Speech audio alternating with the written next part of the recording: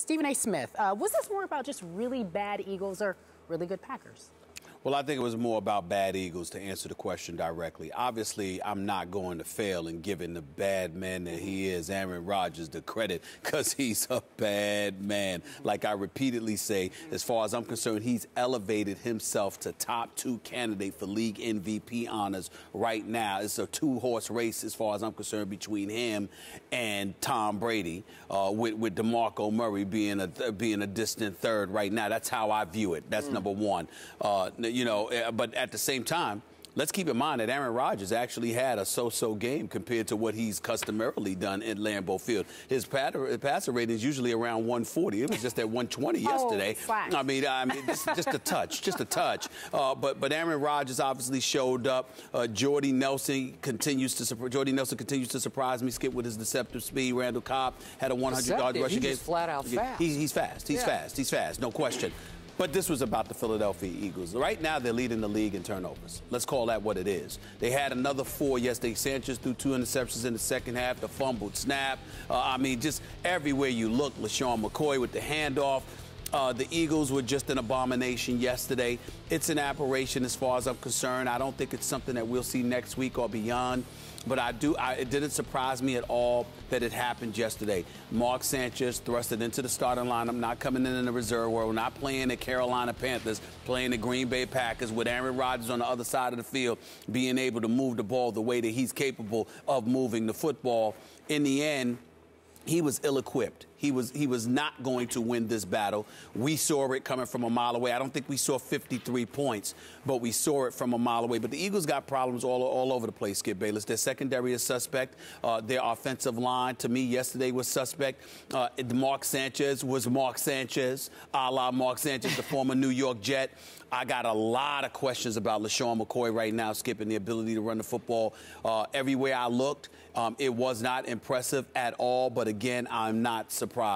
Mark Sanchez had no shot whatsoever of walking in the Lambeau Field yesterday and beating Aaron Rodgers and the Green Bay Packers. It was a foregone conclusion. I didn't see the 53 points, but I did anticipate a blowout, and that's exactly what happened. So did I just hear you concede the NFC East to my Dallas Cowboys? Not at all. I think I heard that. No. I think that's where you were headed. No, as a matter of fact, I specifically said that yesterday was yesterday, but I don't anticipate that it'll happen again.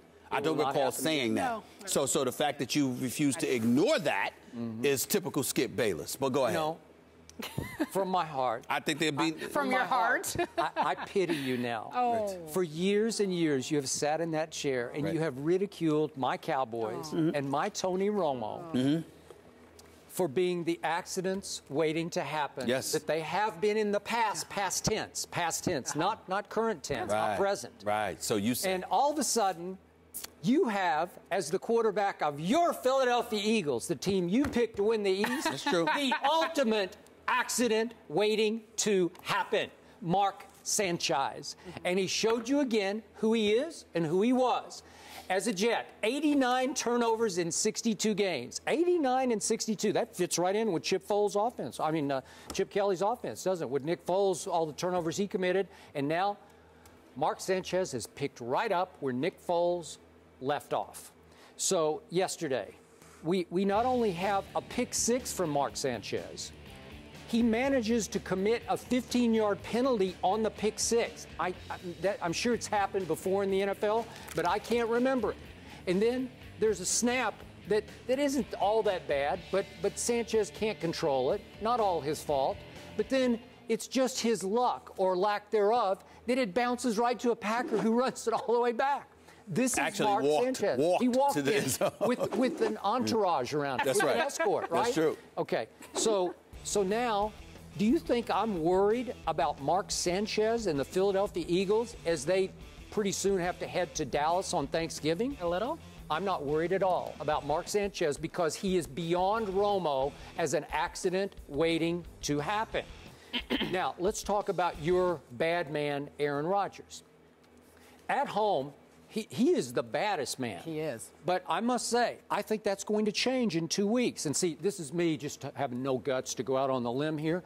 But I think that's all going to end in 2 weeks when Tom Brady visits the bad man at Lambeau Field, where what is he, over the last 4 first halves of home games, The Packers have outscored the opposition 128-9. Are you kidding Well, that's me? not going to happen against New England. Thank you. You got me there. Well, yeah, wow. but what? How about if New England wins the football game? How about that? We'll see. We'll see. We'll see. Well, I'm already going out on a limb saying I'm picking New England right now to win this game. Okay. I am picking New England. All right. And you know what? I'm going to give your Packers this.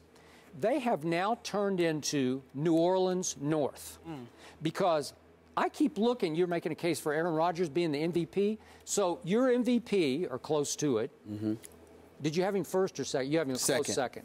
So he lost at Seattle 36-16 in the opener. And as I recall, he wouldn't even go at Richard Sherman. That is correct. That was the only time he was mad at him, that one time. Then Aaron Rodgers and company go to Detroit, and they only score 7 points and lose 19-7. That's true. Then they go to the old New Orleans, which isn't very good. It's not New Orleans anymore, as we saw yesterday what Cincinnati did to them. And wait, New Orleans won that game 44-23 over the bad man's team on the road away from Lambeau Field. And then remember the game at Miami that Green Bay lucked into winning after Aaron Rodgers got away with a fake spike that should have ended the game. If Miami had just been on its toes and just gone and tackled the rookie receiver. So that's what we're going to do now. So I understand the losses, but now we're going to go into what should have happened with the games that he won. That's how close they were. But it was close. It was close. Did he win? They survived 27-24. Okay, so I just gave you 3 occurrences that aren't exactly MVP quality. You know what I'm saying? Okay, if you're at Lambeau, I'm good.